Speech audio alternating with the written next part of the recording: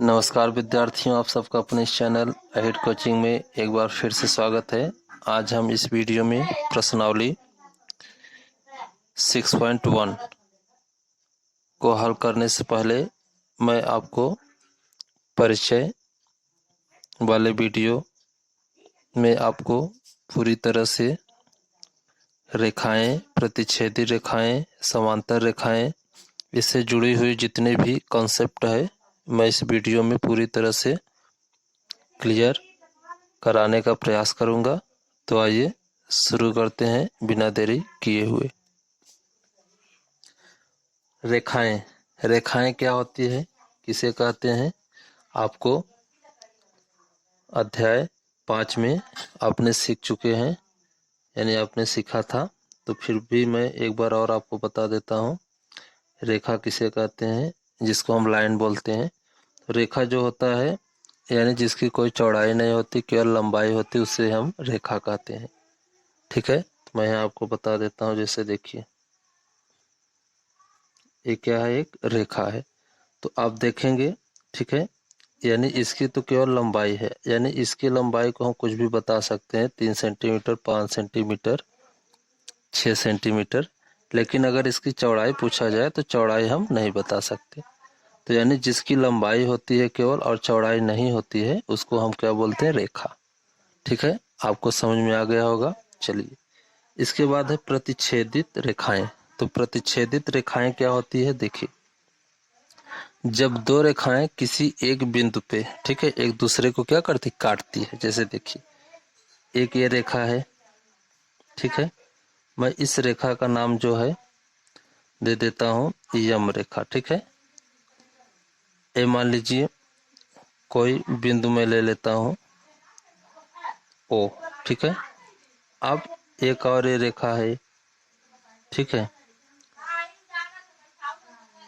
अब ये दोनों बिंदु यानी इसी ओ बिंदु पर क्या करें, ये दोनों रेखाएं, मैं इसका नाम दे देता हूं मित्रों यन रेखा। ठीक है, तो ये यम रेखा और यन रेखा, तो ये दोनों रेखाएं जो है एक दूसरे, ठीक है, को क्या कर रही हैं, काट रही हैं।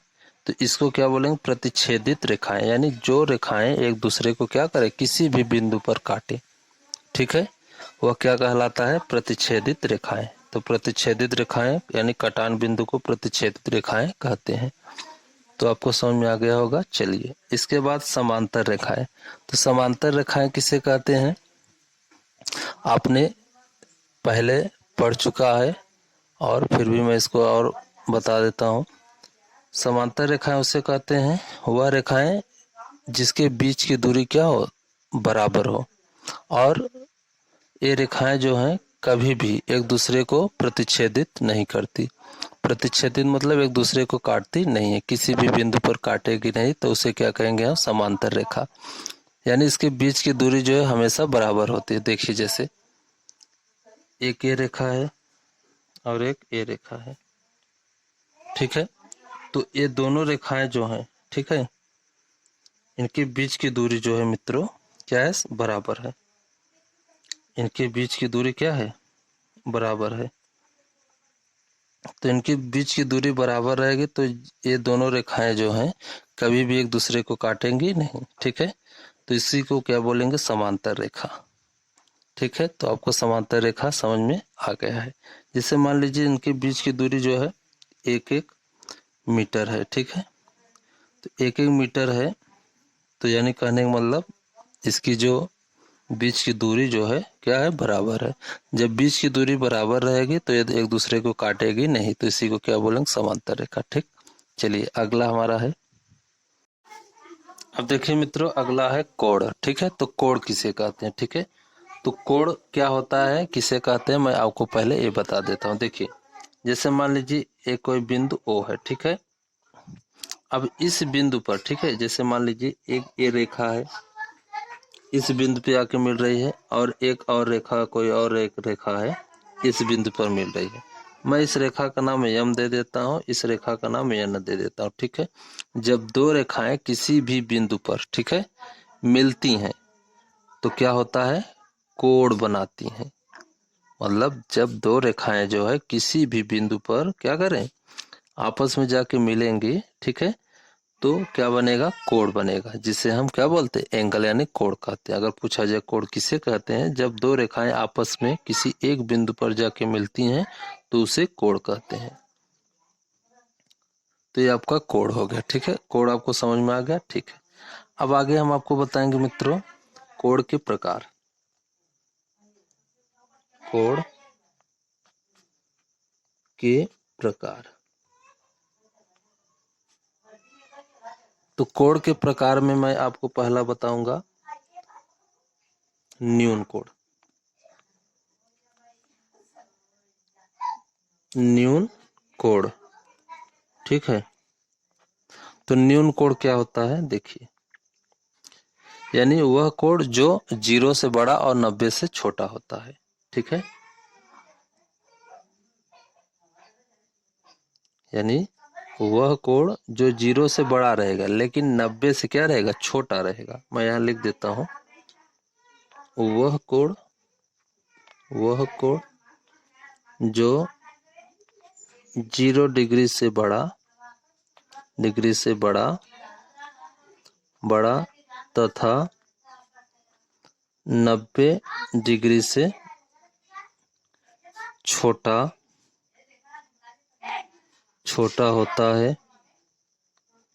होता है उसे न्यून कोण कहते हैं। आपको समझ में आ गया होगा न्यून कोण क्या होता है। देखिए मैं यहाँ पे आपको दिखा देता हूँ, जैसे देखिए 0 डिग्री है और एक क्या 0 डिग्री है, ठीक है। एक क्या होगा 90, यानी ठीक है 90 से क्या होगा, बड़ा होगा।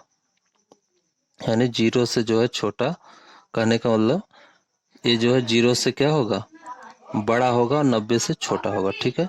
इसको हम क्या बोलेंगे, न्यून कोण बोलेंगे, ठीक है। आपको समझ में आ गया, ठीक है। इसके बाद अगला हमारा है समकोण।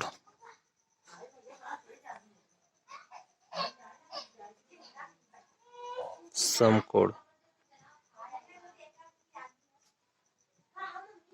ठीक है। समकोण क्या होता है, वह कोण जो, ठीक है, 90 डिग्री के बराबर 90 डिग्री के बराबर होता है उसे समकोण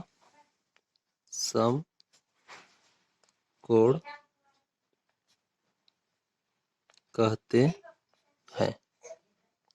कहने का मतलब वह कोण, कोई भी कोण हो, ठीक है, यदि वो 90 के बराबर है, 90 के बराबर है तो क्या कहलाएगा, समकोण कहलाएगा, ठीक है। यानी 90 के बराबर का मतलब और 90 होना चाहिए, ठीक है। इसके बाद अगला है मित्रों हमारा अधिक कोण। अधिक कोण, ठीक है। तो देखिए मित्रों अधिक कोण क्या होता है, यानी वह कोण जो 90 से बड़ा हो और 180 से छोटा। वह कोण जो 90 डिग्री से बड़ा 90 डिग्री से बड़ा तथा 180 डिग्री से कम या छोटा हो तो उसे अधिक कोण कहते हैं, ठीक है। आपको समझ में आ गया होगा अधिक कोण क्या है मित्रों, यानी 90 से बड़ा रहेगा और 180 से कम या 180 से छोटा, ठीक। इसके बाद अगला हमारा है ऋजु कोण। ऋजु कोण, तो देखिए ऋजु कोण क्या है, ऋज कोण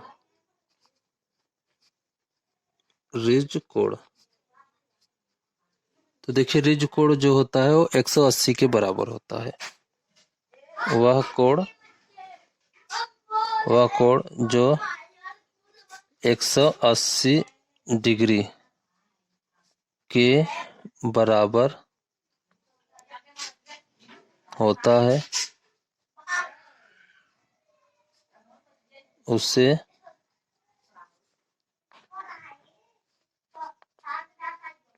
रिज कोण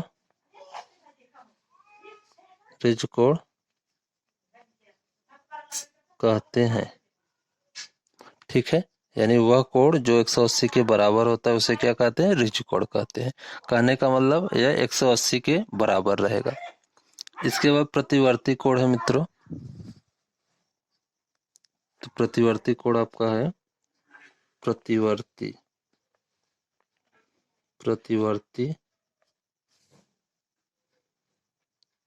कोण। तो देखिए प्रतिवर्ती कोण क्या होता है?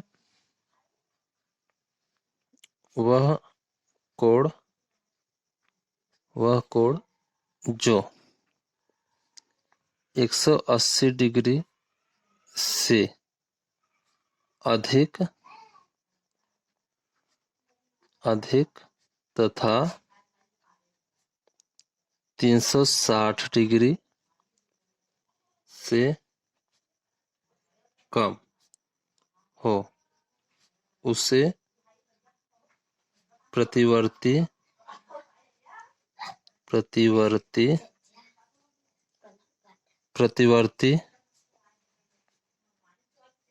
कोण कहते हैं। ठीक, आपको पूरा समझ में आ गया होगा। यानी प्रतिवर्ती कोण उसे कहते हैं वह कोण जो 180 से अधिक होगा तथा 360 से कम, उसे क्या बोलेंगे? प्रतिवर्ती कोण। ठीक है, यानी 180 से बड़ा रहेगा, चाहे वो 182 हो जाए, 185, चाहे 190 हो जाए, और 360 से क्या रहेगा? छोटा। ठीक है, उसे हम क्या बोलेंगे? प्रतिवर्ती कोण कहेंगे। मित्रों एक चीज ध्यान दीजिए, रिज कोण को जो है हम रैखिक कोण भी कहते हैं। ठीक है, आपको कंफ्यूजन होने की जरूरत नहीं है। मैं यहाँ लिख देता हूं,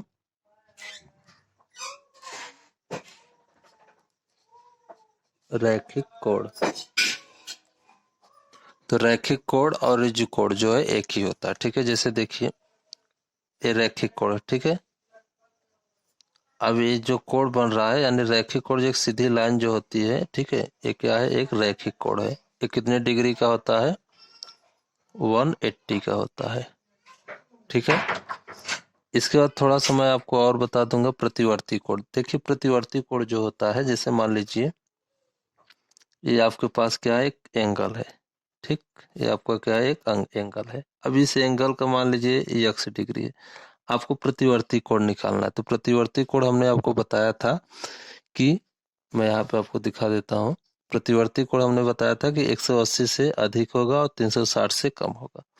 ठीक है, तो 360 से कम रहना चाहिए, 180 से ज्यादा होना चाहिए। तो यानी यह कोण जो है 180 से ज्यादा तो है नहीं। अगर 180 से ज्यादा होगा तो ये सीधी रेखा से यानी इस साइड और यहाँ तक आएगा, मतलब इस साइड से ये ऐसे थोड़ा और क्या होगा? बड़ा होगा सीधी रेखा से। तो हमें प्रतिवर्ती कोण अगर निकालना होगा तो क्या करेंगे? अंदर की जो कोण दिया रहेगा उसमें से 360 घटा देंगे, तो हमारा प्रतिवर्ती कोण आ जाएगा। मैं जैसे मान लीजिए ये x डिग्री जो है इसकी जगह मैं लिख देता हूँ 60 डिग्री। ठीक है, एक है 60 डिग्री का मान लीजिए कोण है। ठीक है, अब इस 60 डिग्री का कोण है, इसका हमें प्रतिवर्ती कोण निकालना है। ठीक है, तो इसका प्रतिवर्ती कोण जो है मित्रों यहाँ की पूरा है। ठीक है, ये पूरा क्या है? 360, यानी 360 में से इसको हम घटा देंगे। ठीक है, तो हमारा प्रतिवर्ती कोण निकल जाएगा, यानी 360 माइनस 60 यानी 300। तो प्रतिवर्ती कोण कितना हो गया? यहाँ लिख देते हैं प्रतिवर्ती कोण कितना हो गया? 300 डिग्री। ठीक है, जब भी पूछा जाएगा प्रतिवर्ती कोण निकालने के लिए जितना दिया रहेगा उसमें से हम 360 जो है 360 में से जो दिया रहेगा उसको घटा देंगे, हमारा प्रतिवर्ती कोण निकल जाएगा। इसके बाद अगला है मित्रों, अगला है पूरक कोण। ठीक है, तो पूरक कोण क्या होता है?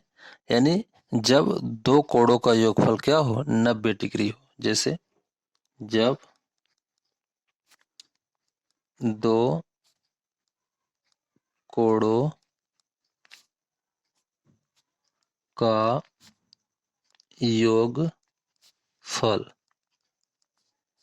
योगफल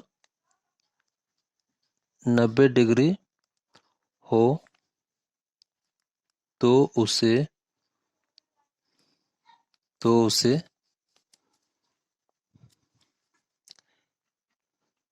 पूरक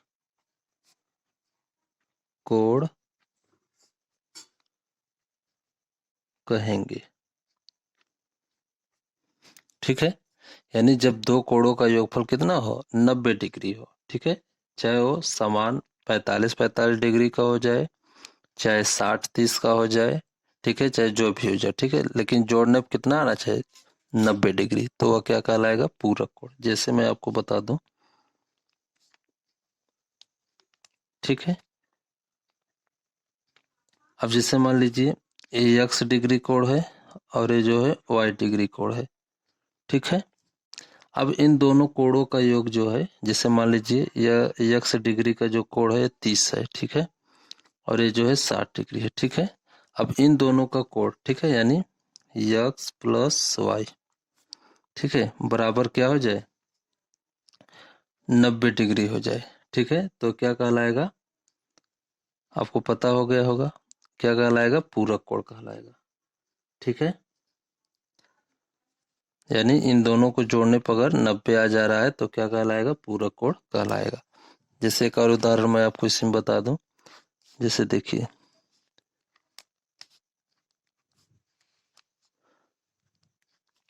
जैसे आप देखिए दो कोण है। ठीक है, मान लीजिए ये x कोण है और ये y कोण है। ठीक है, अब इसमें जो है x का मान दिया है, मान लीजिए यहाँ पे दिया है 70 डिग्री। ठीक है, अब तुम्हें y निकालना है। ठीक है, तो y आपको निकालना है, तो आप कैसे निकालेंगे, यानी पूरक कोण में से जो है कितना होता है, पूरक कोण का योगफल 90 डिग्री। तो 90 डिग्री में से जो दिया रहेगा उसमें घटा देंगे। ठीक है, यहाँ हम लिख देते हैं y प्लस एक्स बराबर क्या होगा, 90 डिग्री। y प्लस एक्स क्या होगा, 90 डिग्री होगा। अब हमें x डिग्री दिया है, तो y प्लस 70। ठीक है, x डिग्री क्या दिया है, 70 बराबर 90। तो y बराबर कितना हो जाएगा, 90। ये प्लस इस साइड जाएगा, माइनस हो जाएगा 70। तो y बराबर कितना आ गया, 20। तो y का कितना होगा मित्रों, 20। अब देखिए इन दोनों को हम जोड़ेंगे तो क्या मिलेगा, 90 डिग्री मिलेगा। तो इसका मतलब क्या है, पूरक कोण है। इसके बाद अगला है संपूरक कोण। तो देखिए संपूरक कोण क्या होता है, यानी जब दो कोणों का योगफल 180 डिग्री हो। मैं यहां लिख देता हूं, जब दो कोणों का योगफल जब दो कोणों का योगफल 180 डिग्री हो तो उसे संपूरक कोण कहा जाता है। ठीक है, देखिए एग्जांपल्स मैं आपको बता दूं, जैसे मान लीजिए a प्लस बी बराबर 180। ए कोई एंगल है और बी कोई एंगल है, इन दोनों का एंगल को, अगर इन दोनों एंगल को जोड़ दिया जाए तो कितना आ जाए, 180 डिग्री आ जाए। ठीक है, तो यह क्या कहलाएगा, संपूरक कोण कहलाएगा। देखिए जैसे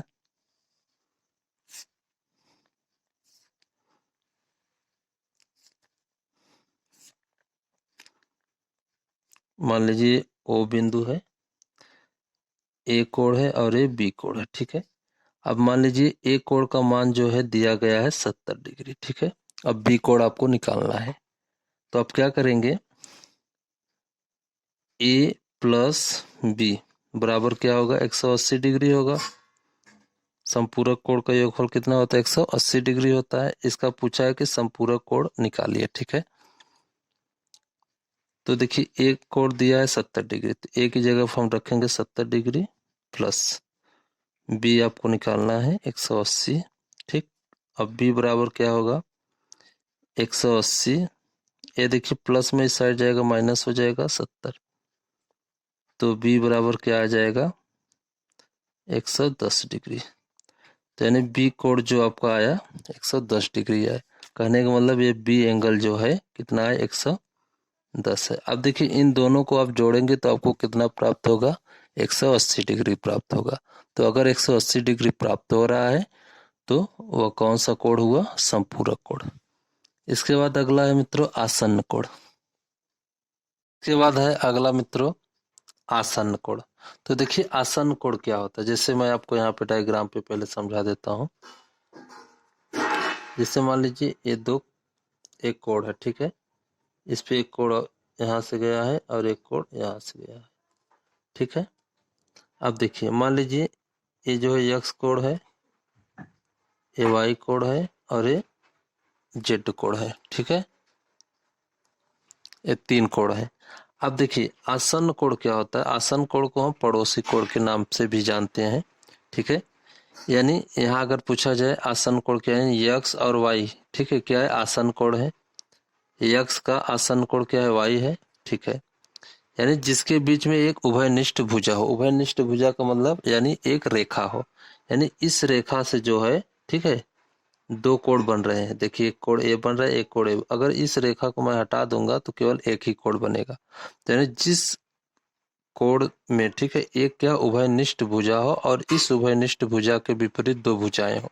जैसे देखिए इसमें उभयनिष्ठ भुजा क्या है, जिसको कॉमन कहते हैं, तो ये उभयनिष्ठ भुजा ए है, ठीक है।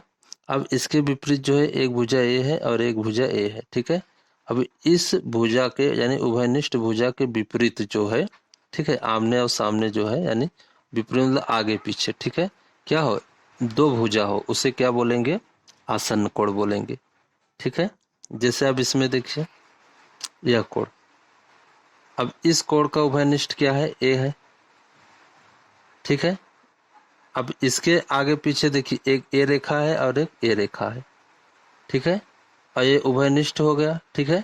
तो यह उभयनिष्ठ है तो यह क्या कहलाएगा, आसन्न कोण कहलाएगा, ठीक है। अब अगर मैं आपसे पूछूं यक्स और जेड, यक्स जेड जो है आसन्न कोण है, नहीं है। इसलिए नहीं है क्योंकि इसकी कोई उभयनिष्ठ भुजा नहीं है। यहाँ देखिए एक रेखा यहाँ पे है, एक रेखा यहाँ पे है, ठीक है। तो यक्स कोण यहाँ पे, जेड कोण यहाँ पे है, तो यक्स और जेड जो है आसन्न कोण नहीं होंगे। आसन्न कोण क्या होंगे, यक्स वाई और वाई जेड होंगे, जिसमें एक उभयनिष्ठ भुजा हो, ठीक है। यहाँ मैं लिख देता हूँ आसन्न कोण, आसन्न कोण, कोण में, आसन्न कोण में एक उभय उभयनिष्ठ उभयनिष्ठ भुजा भुजा के विपरीत,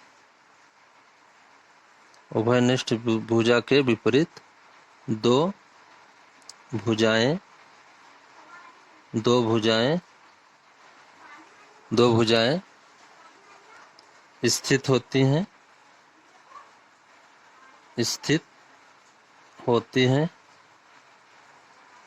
होती हैं जिसे जिसे आसन्न कोण कहते हैं, आसन्न कोण कहते हैं, ठीक है। जिसमें उभयनिष्ठ भुजा होगा उससे क्या बोलेंगे, आसन्न कोण कहेंगे, ठीक है। आपको समझ में आ गया होगा।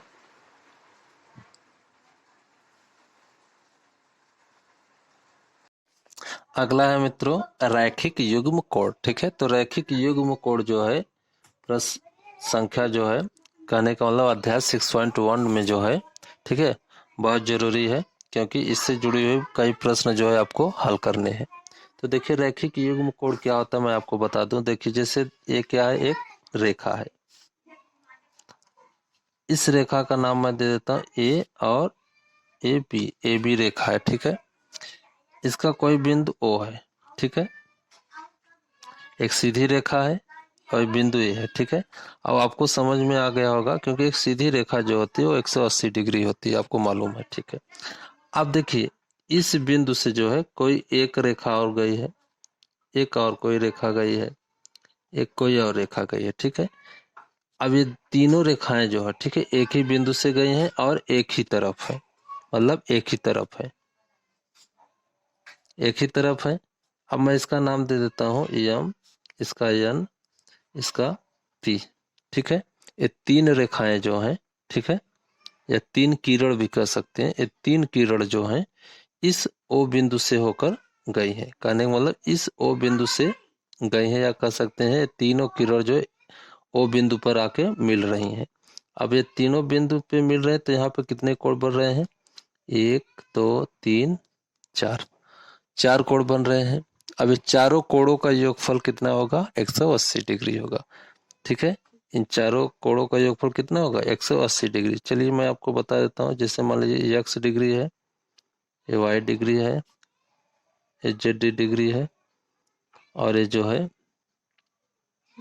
p डिग्री है। ये तीन कोण है, ठीक है। अब इन तीनों कोणों का, सॉरी, इन चारों कोणों का योगफल कितना होगा, 180 डिग्री होगा। तो उसे हम क्या बोलेंगे, रैखिक युग्म कोण कहेंगे, ठीक है। आपको समझ में आ गया होगा, यानी x plus Y plus Z plus P, ठीक है, बराबर 180 डिग्री, ठीक है। इसको क्या बोलेंगे, रैखिक युग्म कोण। मैं यहां लिख देता हूं, रैखिक युग्म कोण। मैं एक बार और पुनः बता देता हूं। देखिए एक क्या है, एक एबी रेखा है, ठीक है। इस एबी रेखा का मध्य बिंदु जो है ओ है, ठीक है। अब इस मध्य बिंदु ओ पे, ठीक है, कोई तीन किरण जो है आके मिल रही हैं। अब तीनों कोण, तीनों रेखाएं जो हैं या तीनों किरण जो हैं इस ओ बिंदु पे जाके मिल रही हैं, तो कितने कोण बना रही हैं, 1 2 3 4, चार कोण बना रही हैं, ठीक है। अब इन चारों कोणों का योगफल, मतलब इन चारों कोणों को अगर हम जोड़ेंगे तो हमें प्राप्त कितना होगा, 180 डिग्री होगा। तो 180 डिग्री प्राप्त हो रहा है तो उसे क्या बोलेंगे, रैखिक युग्म कोण कहेंगे, ठीक है। आपको समझ में आ गया, ठीक है। इसके बाद अगला है शीर्षाभिमुख कोण, ठीक है। तो शीर्षाभिमुख कोण क्या होता है, जैसे मान लीजिए एक ए की रेखा है और एक ए रेखा है, ठीक है। ये दोनों रेखाएं जो है किसी ओ बिंदु पर क्या कर रही है, प्रतिच्छेद कर रही हैं, ठीक। अब यहाँ देखिए कोण कितने बन रहे हैं, 1 2 3 4, चार कोण बन रहे हैं। मान लीजिए यह कोण जो है ए है, ए बी है, ए सी है और ए डी है, चार कोण है, ठीक है। अब शीर्षाभिमुख कोण क्या होता है, यानी आमने सामने के जो कोण होते हैं, ठीक है, यानी ए के सामने कौन सी कोण है, सी, बी के सामने कौन सी कोण है, डी। तो यानी ए और सी क्या है, शीर्षाभिमुख कोण, बी और डी क्या है, शीर्षाभिमुख कोण। तो शीर्षाभिमुख कोण जो होता है, ठीक है, यह क्या होते हैं, बराबर होते हैं। अगर यह कोण मान लीजिए 50 डिग्री का है तो सी भी कितना होगा, 50 डिग्री होगा। अगर बी मान लीजिए 70 डिग्री है तो डी भी कितना होगा, 70 डिग्री होगा। यानी शीर्षाभिमुख कोण जो होते हैं क्या होते हैं, बराबर होते हैं, ठीक है। आपको समझ में आ गया, यानी आमने सामने के, यानी बी के सामने कौन सी कोण है, डी है, तो बी का शीर्षाभिमुख कोण क्या हुआ, डी। ए के सामने कौन सा कोण है, सी ने, तो ए का शीर्षाभिमुख कोण क्या हुआ, सी हुआ, ठीक है। आपको शीर्षाभिमुख कोण समझ में आ गया होगा। इसके बाद अगला है मित्रों संगत कोण, एकांतर अंतः कोण, एकांतर बाह्य कोण, सह अंतर कोण, ठीक है। आपको यह पढ़ना है, तो ध्यानपूर्वक समझिए। संगत कोण, तो संगत कोण बताने से पहले मैं आपको बता दूंगा, समांतर रेखा पर संगत कोण जो होते हैं वो बराबर होते हैं। जैसे देखिए या मान लीजिए एक यम रेखा है और एक जो है यन रेखा है।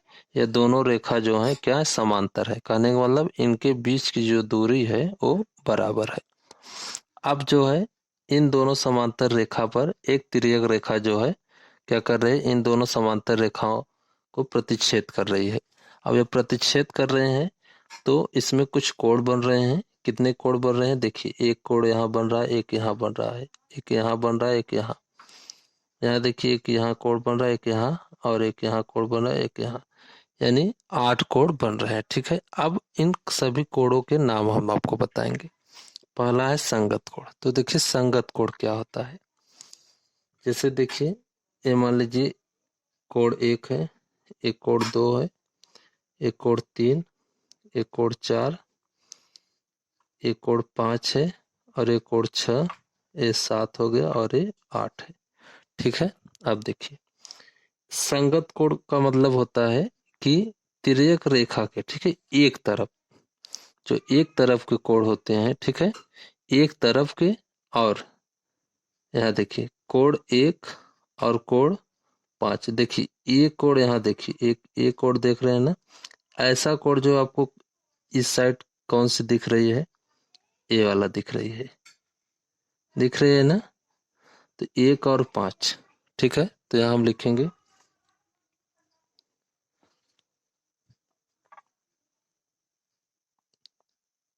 कोण 1 और कोण 5।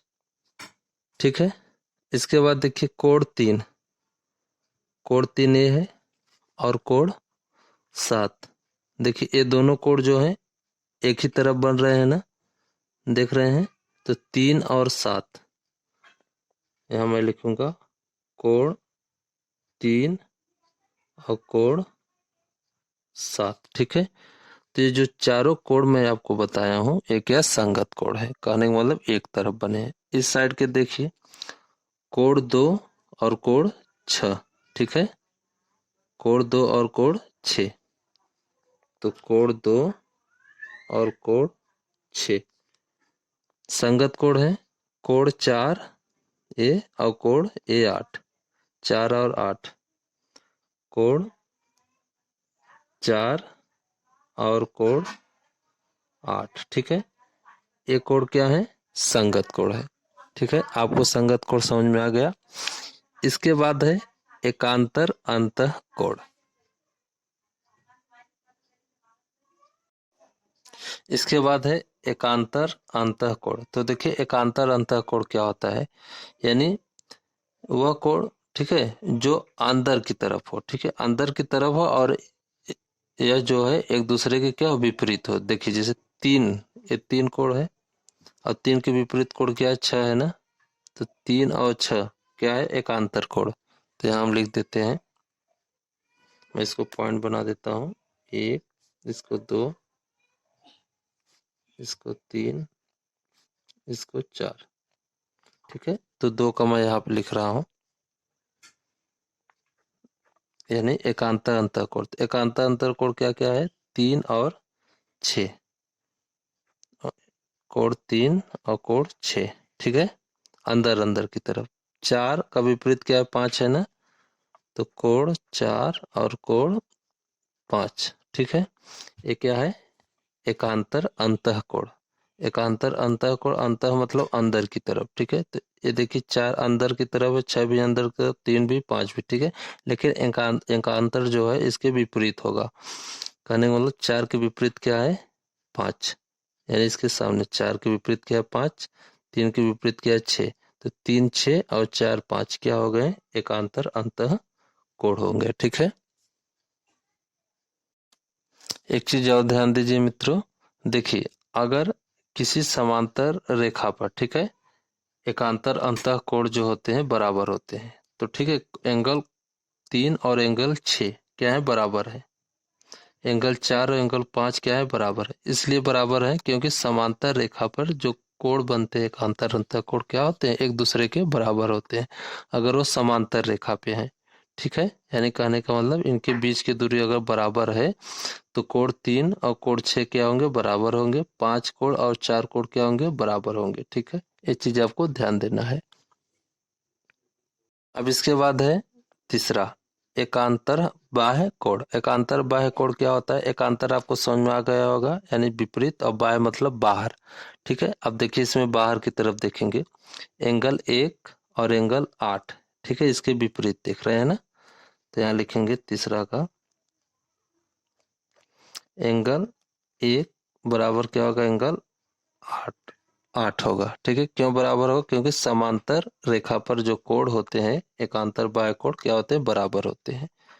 ठीक है, कोण 1 और कोण 8, यानी बाहर बाहर की तरफ हम देखेंगे। ठीक है, अब देखिए 2 बाहर है, 7 भी बाहर है, तो 2 और 7, तो एंगल 2 बराबर क्या होगा? एंगल 7। ठीक है, तो इसको क्या बोलते हैं? एकांतर बाह्य कोण। ठीक है, ये आपका एकांतर बाह्य कोण हुआ। इसके बाद अगला है सह अंतः कोण। इसके बाद अगला है मित्रों सह अंतः कोण। सह अंतः कोण क्या होता है? यानी वह कोण जो इस तिर्यक रेखा के, ठीक है, अंदर की ओर हो और एक तरफ हो। ठीक है, तो 3 और 5 देखिए अंदर की तरफ है और एक ही तरफ है। ठीक है, अंदर में है और एक ही तरफ में है, तो क्या हुआ? स अंतः कोण। तो यहाँ हम लिखेंगे एंगल 3 और एंगल 5।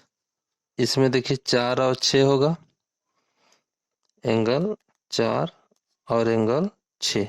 तो ये क्या है? सह अंतर कोण, सह अंतः कोण है। तो एक चीज ध्यान दीजिए, सह अंतः कोण का योगफल जो होता है 180 डिग्री होता है। 180 डिग्री कब होता है? जब समांतर रेखा पर सह अंतः कोण होते हैं तो उनका योगफल क्या होता है? 180 डिग्री होता है। तो यहाँ हम लिख देते हैं, मान लीजिए यहाँ पे है एंगल 3 प्लस एंगल 5 बराबर क्या होगा? 180 डिग्री होगा। इस तरह इसका होगा एंगल 4 प्लस एंगल 6 बराबर क्या होगा? 180 डिग्री होगा। ठीक है, आपको समझ में आ गया होगा मित्रों। तो यदि वीडियो आपको अच्छा लगा हो, अच्छे समझ में आया हो, तो लाइक सब्सक्राइब अवश्य कीजिए और शेयर करना ना भूलें, और अपने कमेंट बॉक्स में जो है अपनी राय जो है अवश्य लिखें। धन्यवाद।